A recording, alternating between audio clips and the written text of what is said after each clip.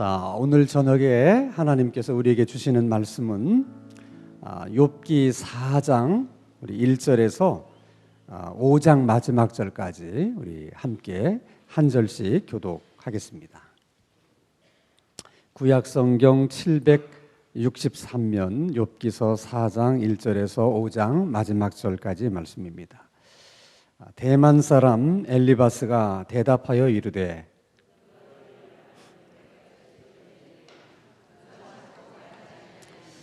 보라, 전에 내가 여러 사람을 훈계하였고 손이 늘어진 자를 강하게 하였고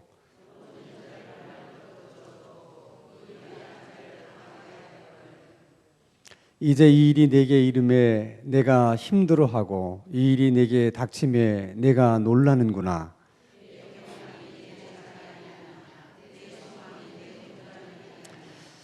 생각하여 보라, 죄 없이 망한 자가 누구인가? 정직한 자의 끊어짐이 어디 있는가?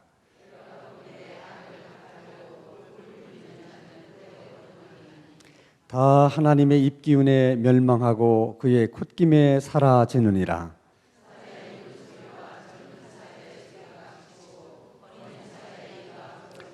사자는 사냥한 것이 없어 죽어가고 암사자의 새끼는 흩어지느니라.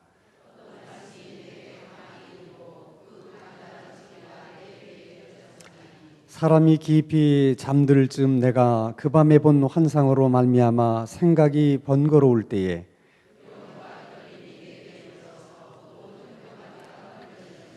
그때 영이 내 앞으로 지나매 내 몸에 털이 쭈삣하였느니라.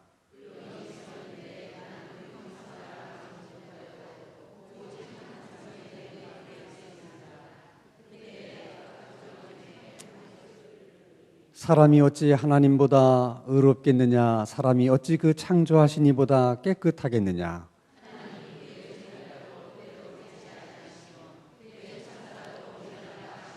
하물며 흙집에 살며 티끌로 털을 삼고 하루살이 앞에서라도 무너질 자이겠느냐?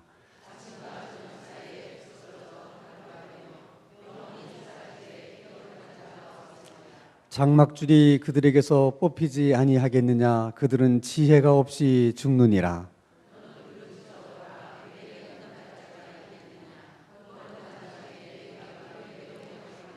분노가 미련한 자를 죽이고 시기가 어리석은 자를 멸하느니라.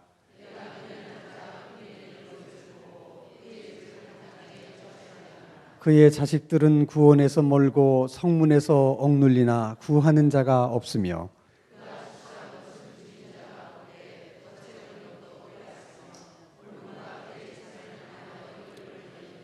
재난은 티끌에서 일어나는 것이 아니며 고생은 흙에서 나는 것이 아니니라.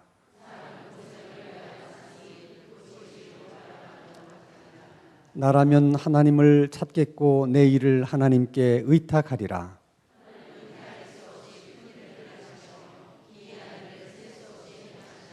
비를 땅에 내리시고 물을 밭에 보내시며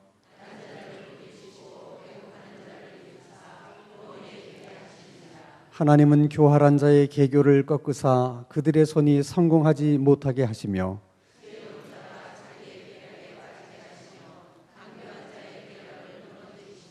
그들은 낮에도 어두움을 만나고 대낮에도 더듬기를 밤과 같이 하느니라.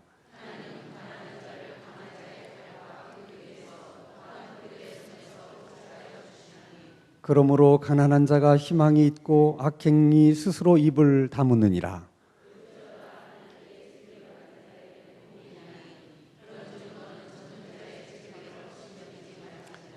하나님은 아프게 하시다가 싸매시며 상하게 하시다가 그의 손으로 고치시나니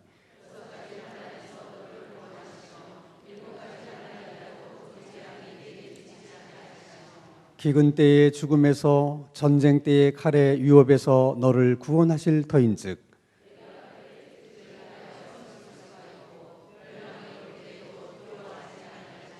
너는 멸망과 기근을 비웃으며 들짐승을 두려워하지 말라.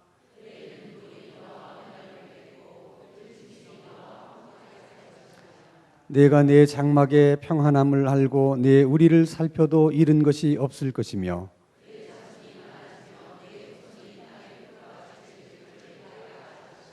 내가 장수하다가 무덤에 이르르니 마치 곡식단을 제때에 들어 올림 같으리라.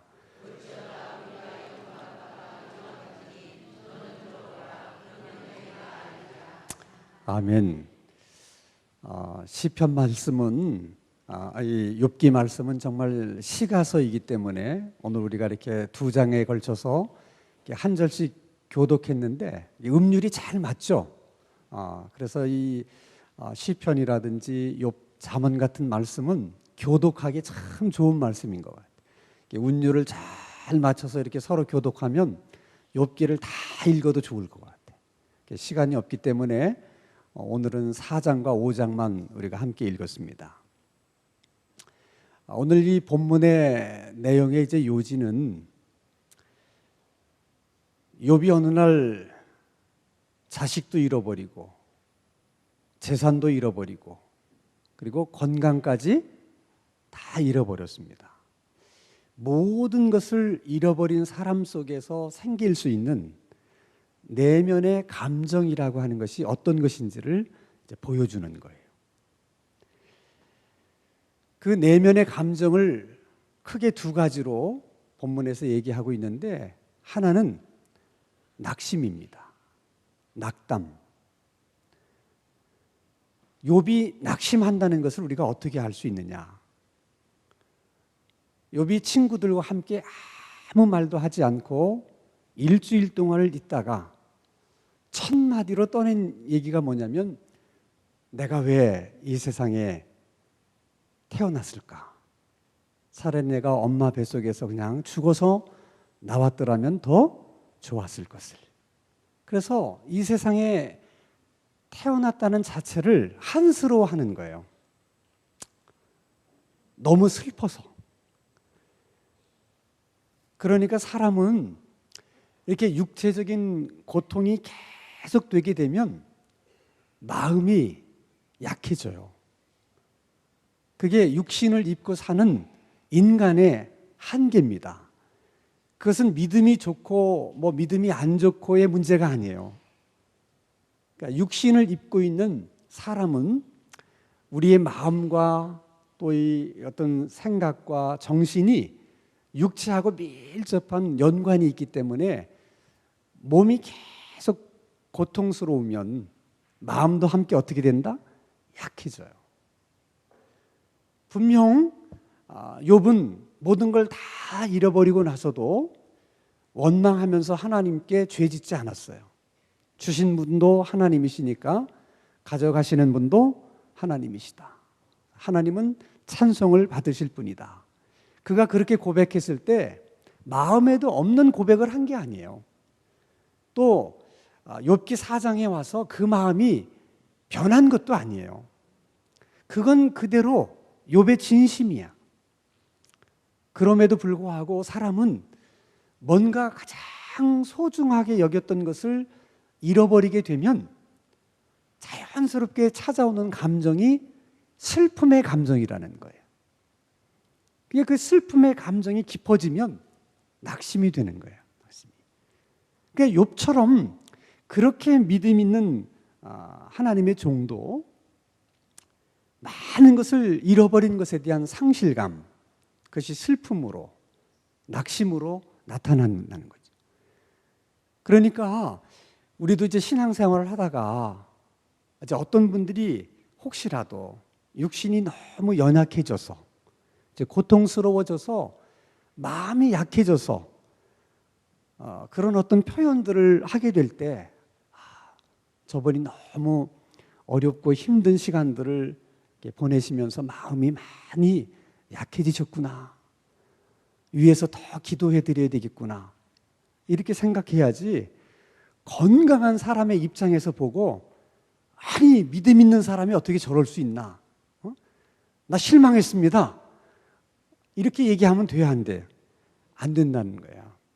그러니까 여러분 믿음이 좋다는 거하고 육신의 몸을 입고 있는 인간 안에서 일어날 수 있는 내면의 감정의 어떤 그 드러남하고는 다른 문제라는 거야. 물론 마음이 점점 더 열어지고 약해져서 넘지 못할 선을 넘어가면 안 돼. 그래서 하나님을 원망하게 되고 그래서 하나님이 어디 있느냐 이렇게 얘기가 되면 곤란하지만은 그런 감정이 일어나는 것 자체가 죄가 아니라는 거야. 그러니까 그런 일이 있을 때 그것을 너무 이렇게 죄책감을 가지지 말라는 거죠. 그건 자연스러운 내면에서 일어날 수 있는 감정이라는 것입니다. 또 하나 욥에게서 나타나는 내면의 감정의 그 변화가 있었는데 그건 분노예요.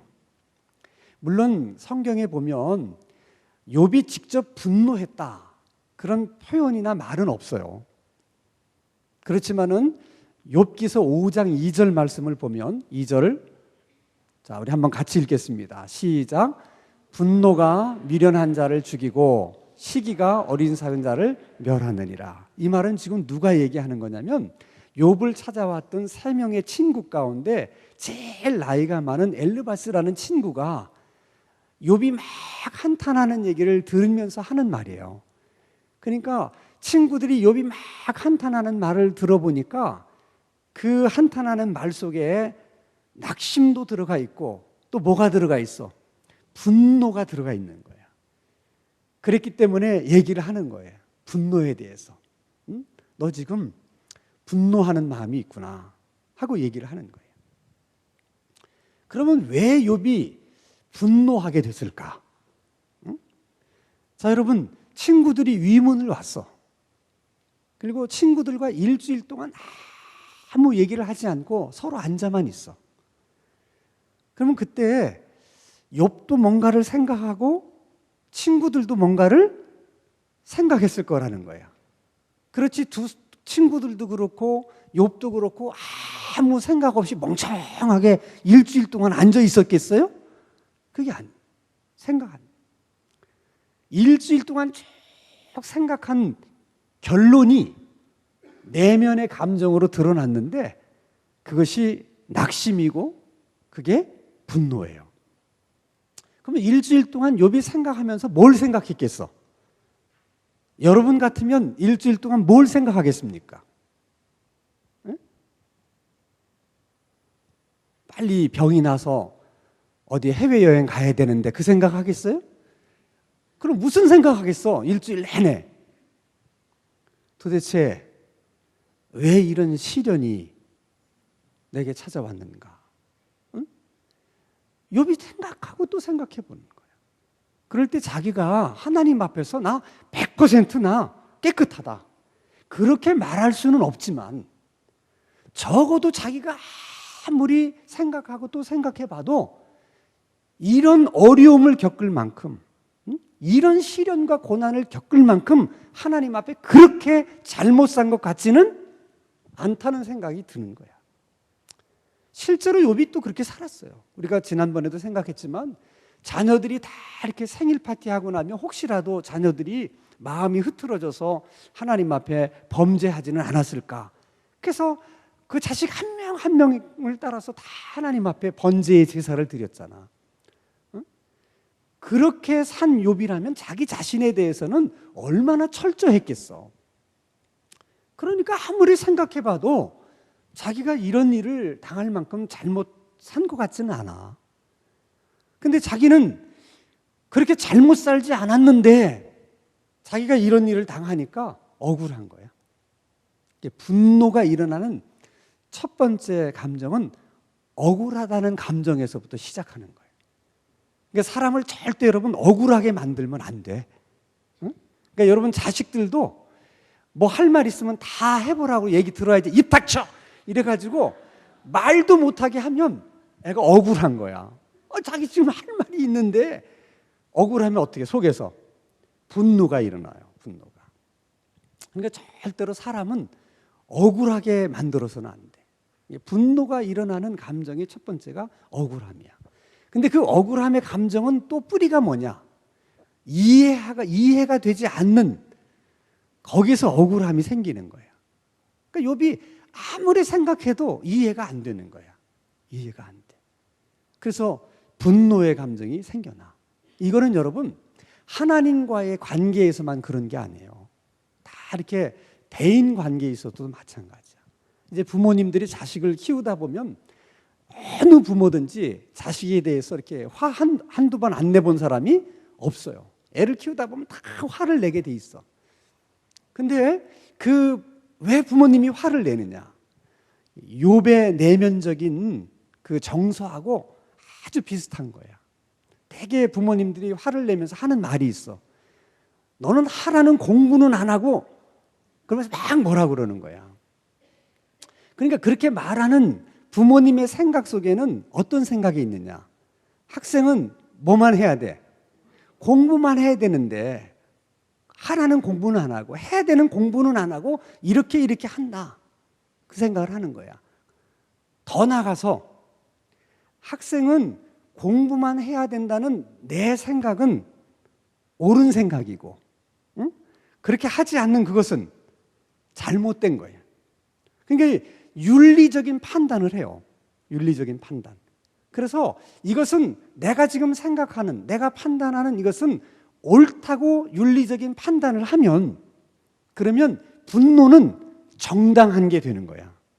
그래서 모든 분노 가운데는 자신의 분노를 정당하게 위해서 자기가 지금 생각하고 자기가 판단하는 것은 옳다, 이렇게 생각하는 거예요.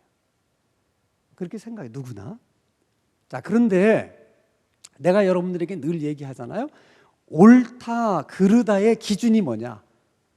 뭐가 잘못된 것이고 뭐가 또 잘된 것이냐 하는 그 기준을 우리가 이제 가질 때 크게 세 가지예요. 그러니까 자녀의 경우 예를 들어서 왜 하라는 공부는 안 하고 그래서 화가 났다. 그럼 지금 너는 공부 안 하는 것이 잘못된 거야. 이게 누구의 생각이야? 예, 엄마나 아빠의 생각인데 엄마의 생각일 수 있어요. 더 많아요. 엄마의 생각이. 자, 그러면 그 생각이 정말 옳은 거냐 틀린 거냐의 기준은 세 가지라고 그랬어요. 하나는 하나님의 말씀에 어긋나는 거냐. 하나님의 말씀에 어긋나는 것은 잘못된 거예요. 그러면 성경의 학생은 다 공부만 해야 된다는 말씀이 있어요, 없어요? 그러면 그것은 틀린 건 아니라는 거야. 그러니까 첫째, 우리가 기준을 보는 거야. 하나님의 말씀에 어긋난 거냐, 지금 내 아들이 내 딸이 하는 행동이. 둘째, 우리 사회가 가지고 있는 법, 탈법적이고 불법적인 거냐, 그걸 보면 그게 이제 옳다 그르다의 판단이 기준이 돼.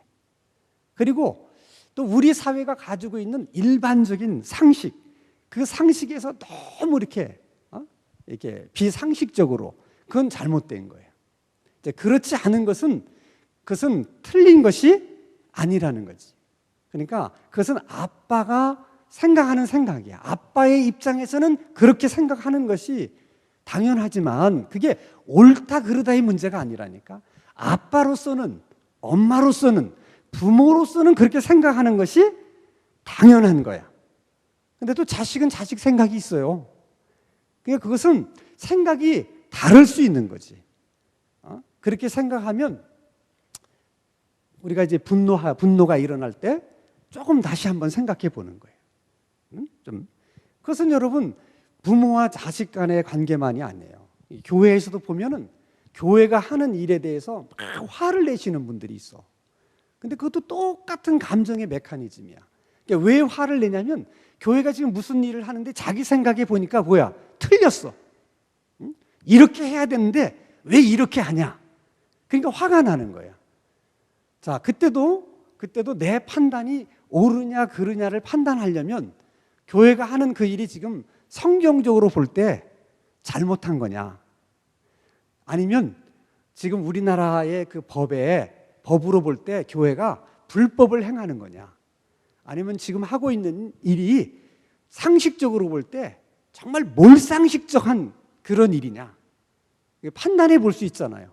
그럼 그런 게 아니라면 뭐야? 그건 생각이 다른 거야. 내 입장에서는 그렇게 생각할 수 있다는 거야. 내 입장에서는. 단지 그것은 생각이 다른 거지. 그러니까 그걸 가지고 그렇게 화를 내면 돼, 안 돼?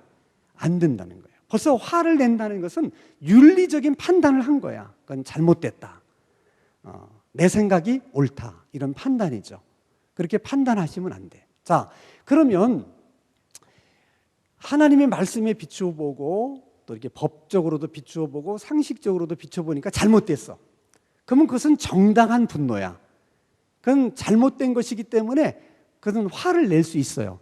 그러나 정당한 분노라 하더라도 그것을 어떻게 표현하느냐가 중요해.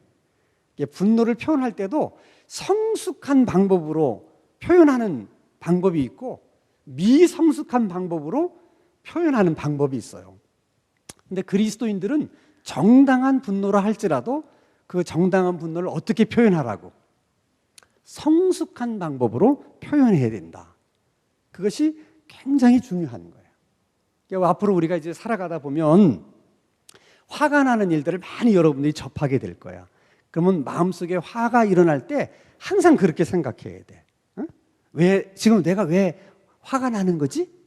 그것을 분석해 보는 거야. 지금 내가 왜 화를 내는 거야? 생각해 보면 그 메커니즘이에요. 지금 그럴 때 꼭 생각해야 돼. 이거는 틀리고 맞는 문제가 아니구나. 그러니까 내 입장에서 그렇게 생각하는 것은 그것이 당연한 일이라 할지라도 또 저 사람은 저 사람 입장에서 생각을 그렇게 또 할 수 있으니까. 그러면 이렇게 화낼 필요가 없는 거예요.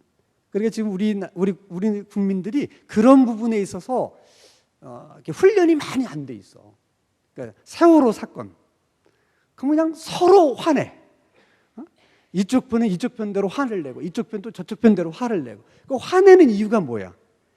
당연히 이렇게 해야 되는데 안 한다는 거야. 이게 또 뭐야? 옳고 그름의 윤리적인 판단을 하는 거야. 그게 서로가. 그러니까 화를 내는 거야. 근데 윤리적인 판단을 하기 전에 한 번쯤 생각해 보는 거야. 이게. 이렇게. 그러면 이렇게 생각할 수도 있고 저렇게 생각할 수도 있고 저분들은 저렇게 생각할 수 있겠구나. 이렇게 생각하고 그냥 그걸 인정해야지 거기다 대고 막 화를 내시면 안 돼요. 그러면 오래 못 살아. 많이 분노하지 말자 하는 거예요.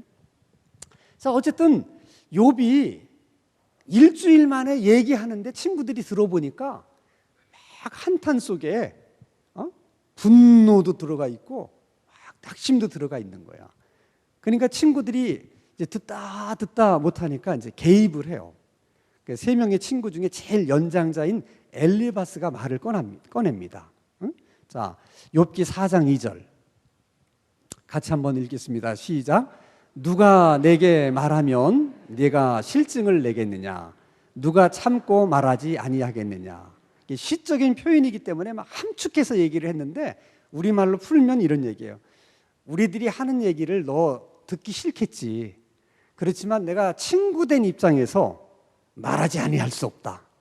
그러니까 듣기 싫어도 어떻게 하라는 거야? 들어라. 들으라. 그러면서 이제 얘기를 해요. 일종의 충고야. 충고를 할 때는 반드시 욥의 문제가 뭔지 그걸 생각해 보면서 충고를 하는 거죠.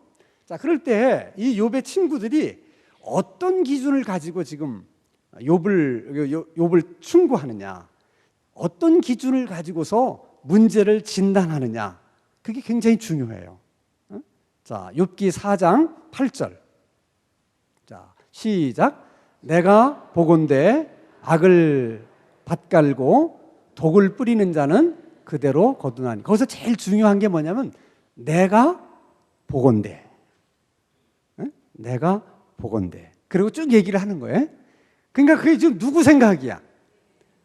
지금 엘리바스의 생각이야. 근데 그 엘리바스의 그런 생각은 어디서 나온 생각이냐면 자기가 지금까지 인생을 살아오면서 내가 숱하게 경험한 내 경험에 비추어 보면 그런 뜻이야.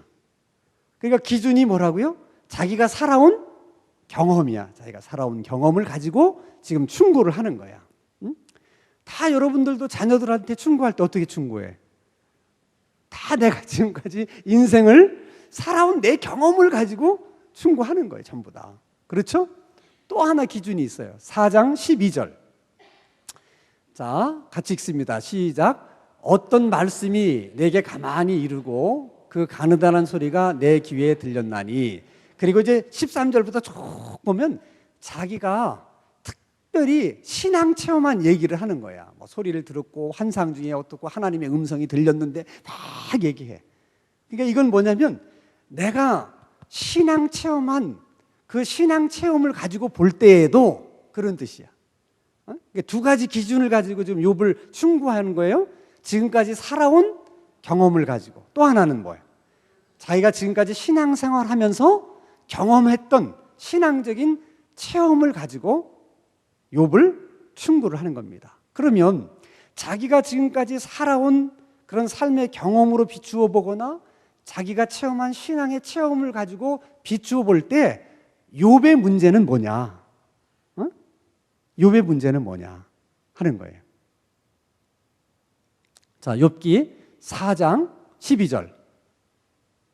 자, 같이 읽습니다. 시작. 4장 12절이 아니고 4장 7절 8절. 4장 8절 7절 8절. 예. 시작. 생각하여 보라. 죄 없이 망한 자가 누구인가? 정직한 자의 끊어짐이 어디 있는가? 내가 보건대 악을 밭갈고 독을 뿌리는 자는 그대로 거두나니. 가만 놔두세요. 두 가지를 얘기해. 죄 없이 망한 자가 없다. 그리고 자기가 뿌린 대로 거둔다 하는 거예요. 그 다음 절에 보게 되면 또 무슨 얘기냐면 하나님은 공의로우신 하나님이기 때문에 죄를 보고 가만두시지 않는다. 그거예요. 자, 그 생각이 어디서 나온 거라고요? 자기가 지금까지 살아오면서 많은 걸 경험한 경험이고 자기가 신앙 체험했을 때 그 체험이고 보면 두 가지. 죄 없이 망한 자가 없다. 그러니까 망한 자는 뭐가 있어 망한다? 죄가 있어 망한다. 그거예요. 그거. 그렇게 진단하는 거예요. 자, 이제 욥의 문제가 뭔지를 친구들이 찾아냈어. 문제를 찾아냈으니까 이제 해결 방안을 제시하는 거죠. 이게 권면하는 거예요. 이제 권면. 권면의 첫 번째입니다. 첫 번째. 자, 욥기 5장 4절, 5장 8절 같이 읽겠습니다. 시작.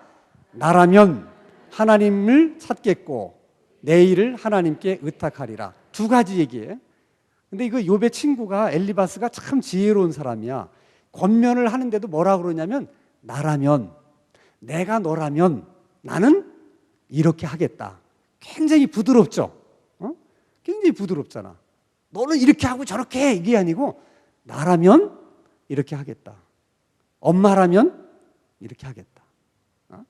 이렇게 내가 너라면 이렇게 하겠다 하면서 두 가지를 얘기해요. 하나는 뭐냐면 하나님을 찾겠다.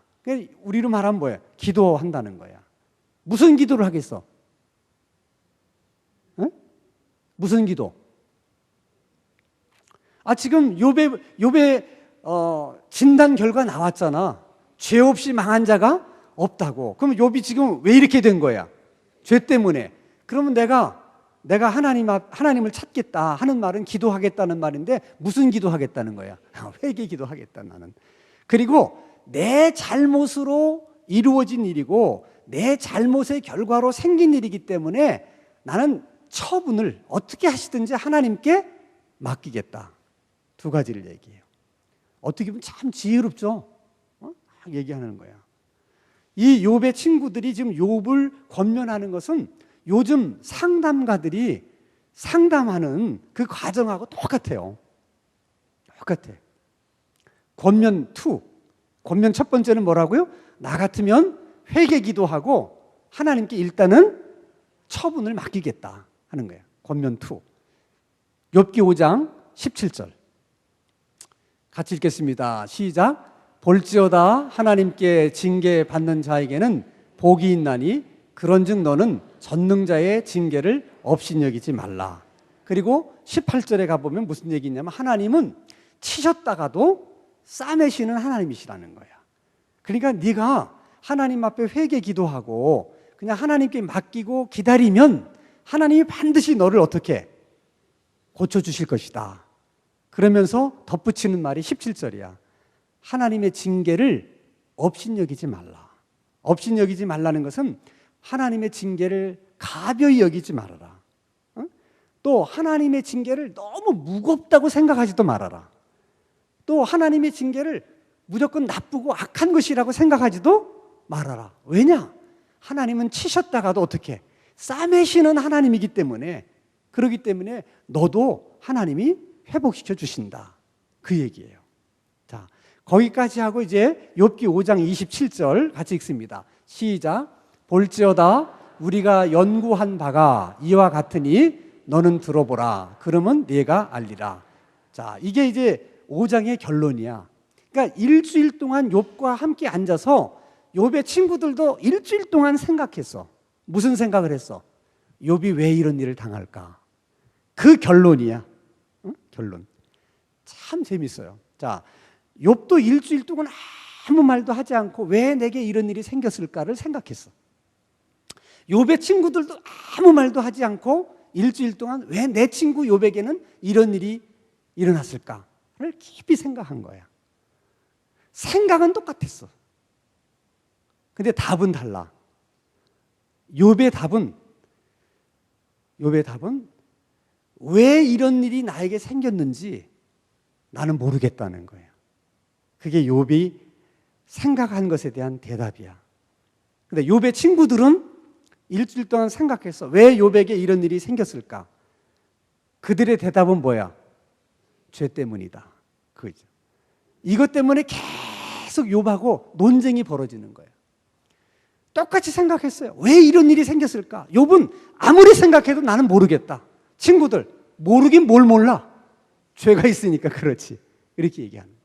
자, 그러면 그 욥의 친구들이 욥을 어떻게 보면 상담해 주는 건데 얼마나 매끄럽게 상담을 합니까? 여러분도 다른 사람들을 상담할 때 그렇게 상담하면 좋아요. 과정을. 그런데 결정적으로 욥의 친구들이 잘못한 게 뭐예요? 네? 잘못한 게. 뭐를 잘못한 것 같아? 욥의 친구들이 한 마을 가운데 틀린 말이 있어요? 네? 틀린 말이 있으면 한번 찾아보세요. 없습니다. 구구절절이 다 어떻게? 옳은 말이야. 구구절절이 옳은 말이긴 한데 친구들이 욥에게 그 얘기를 했을 때 욥에게 그 말이 도움이 된 게 아니라 마음에 상처만 됐어. 문제는 거기 있는 거야. 그 말이 틀린 말이 아니야. 구구절절이 다 옳은 말인 것 같은데 정작 욥에게는 하나도 도움이 안 되고 뭐만 됐다? 상처만 된 거예요. 그러니까 여러분, 옳은 말이라고 해서 무조건 하면 안 된다는 거야. 그래서 예수님께서 진주를 돼지 앞에 던지지 말라 그랬거든. 그러니까 아무리 옳은 말이라 할지라도 이 얘기를 해서 그 사람에게 도움이 되면 해주고 도움이 안 될 것 같으면 하지 말라는 거예요. 근데 우리들은 그런 지혜가 없어가지고 내가 틀린 말 했어? 이렇게 하는 거예요. 틀린 말 안 했다니까. 그러니까 그 말로 상대방이 상처를 받든 말든 그건 상관하지 않고 이게 틀린 말이냐 안 틀린 말이냐 그것만 중요해. 그러면 안 된다는 거야. 틀린 말은 아니야. 근데 도움이 안 되고 뭐가 된다고? 상처가 되는 거지. 부모님들이 자녀들한테 하는 얘기도 다 구구절절이 맞는 얘기예요. 다 부모님들이 다 애들 잘 되라고 그러지 뭐 안 되라고 하는 말이 어딨어. 다 맞는 얘기야. 근데 정작 애들한테는 도움이 된다 안 된다? 안 되는 거예요. 그게 문제라니까. 그러니까 부모님들도 이 자녀들에게 얘기를 해줄 때 그게 틀린 말은 아니지만 이게 그 아이에게 도움이 될까를 한 번쯤 생각해 보라는 거야. 도움이 안 될 것 같다. 아직은 내 말을 못 알아듣는 것 같다든지 그러면 하지 말라는 거야. 그렇게 말하면 할수록 나는 자식을 위해서 말한다고 하는데 애는 어떻게? 계속 상처만 받는 거죠. 그건 성도들끼리도 마찬가지예요. 그 면을 굉장히 조심해야 돼. 조심해야 돼. 또 하나 이 친구들이 잘못한 게 있어. 뭘 잘못한 것 같아? 자기들이 딱 판단을 하고 이미 답을 가지고 시작하는 거야. 이거 죄 때문이구나. 이게 자기들의 판단이야. 절대로 여러분 이렇게 예단을 해가지고 얘기를 하면 안 되는 거야. 일단은 욥이 고통스러워하는 거를 그냥 공감해주고 욥이 분노 속에 얘기를 하든 낙심 속에 얘기를 하든 친구들은 어떻게 해? 더 많이 들어줬어야 돼. 어떻게 보면 일주일 내내 말없이 앉아 있었으니까 이제 욥이 말할 때 일주일 내내 욥의 말을 들어주기만 해도 좋을 뻔했어. 그런데 판단을 하니까 못 참는 거야. 왜 못 참아? 지금 다 욥이 하는 얘기를 들어보니까 이놈 죄 때문에 그런데 이게 죄인지도 모르고 이놈은 낙심하고 분노하고 이게 잘못됐어. 잘못됐다고 윤리적인 판단을 하니까 참을 수가 없는 거야. 어떻게 잘못된 것을 보고 참을 수가 있겠어? 그러니까 더 이상 못 참고 어떻게 하는 거야? 얘기를 하는 거야. 얘기를. 그러니까 여러분, 이 예단이라는 것이 굉장히 위험한 것일 수 있어. 근데 사람은 누구에게나 다 이게 판단하는 성향이 있어요. 다. 뭐 바로 잡아주려고 하는 좋은 뜻에서의 또 뭐 그런 것일 수도 있지만은, 그러나 대부분 판단은 다 내 중심적인 거야. 그러니까 그 판단을 해서 잘 되는 일, 판단을 해서 좋아지는 일은 대부분 없어요, 별로. 그러니까 판단하려고 하는 마음이 생길 때 어떻게 하면 좋으냐? 한번 따라서 합시다. 나나 잘하자. 항상 그런 생각을 하셔야 돼. 그러니까 이렇게 자녀를 이렇게 판단하려고 하다가도, 또 성도를 판단하려고 하더라도 그런 마음이 들면 한 번쯤 내 마음속에 무슨 생각을 하라고? 나나 잘하자. 항상 그런 마음을 가져야 돼. 한번 나나 잘하자. 나나 잘하자. 나만 잘해도 문제 해결이 되는 경우가 많아요. 근데 대부분 사람들은 자기는 안 하면서 상대방을 고쳐주려고 그래, 자꾸. 안 고쳐지는 거예요. 다시 한번 합시다. 나만 잘하자. 나나 잘하자. 항상 마음속에 담고 사셔야 돼요. 자, 이렇게 욥의 친구들이 판단한 결과 무슨 잘못을 저질렀느냐? 하나님을 제한해버린 거야. 응? 물론 하나님은 뿌린 대로 거두게 하시는 하나님이세요. 그러나 언제나 그런 게 아니야. 응? 자, 어떤 사람이 고난을 당한다. 잘못한 일이 있으니까 고난을 당할 수 있어요. 뿌린 대로 거두는 거니까. 그러나 어떤 경우에는 잘못한 일이 없어도 하나님이 훈련 차원에서 고난을 주실 수가 있는 거야. 근데 하나님이 그런 하나님인데, 욥의 친구들은 자기가 살아온 경험을 가지고, 자기가 신앙 체험을 한 그 체험 하나를 가지고 하나님을 판단한 거야. 하나님은 이런 하나님이다. 이거는 여러분 큰 문제가 되는 거예요. 그렇게 하나님을 제한하면 전혀 다른 하나님을 만들어내는 거죠. 그게 죄입니다. 그래서 나중에 이제 하나님이 욥의 친구들에 대해서 엄히 꾸짖습니다. 그래서 나중에 욥이 하나님 앞에 중보함으로 하나님이 그 심판을 거둬들여요.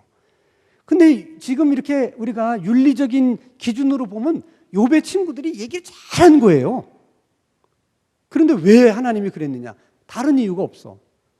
하나님을 제한해서 하나님을 엉뚱한 하나님으로 만들어버린 거야. 응? 욥의 친구들이.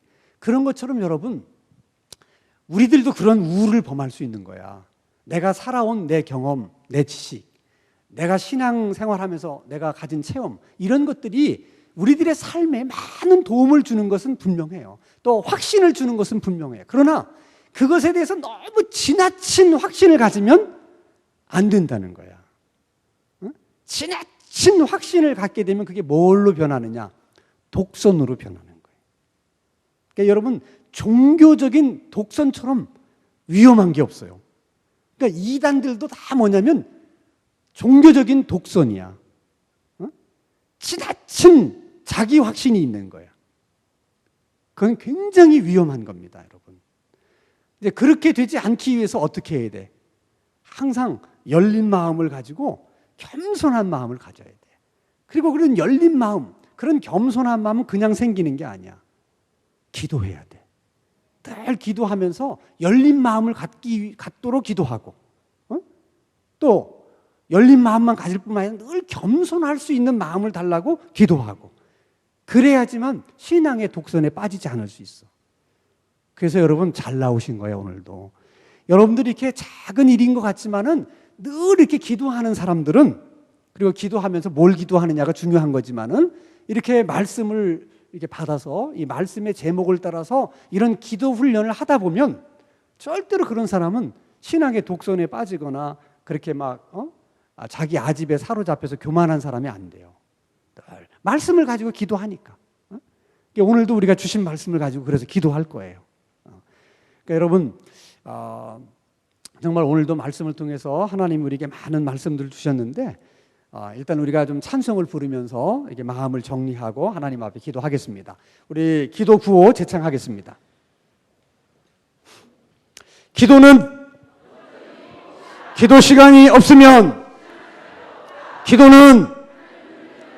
기도 시간이 없으면 기도는 우리가 기도하면 아멘, 아멘, 아멘.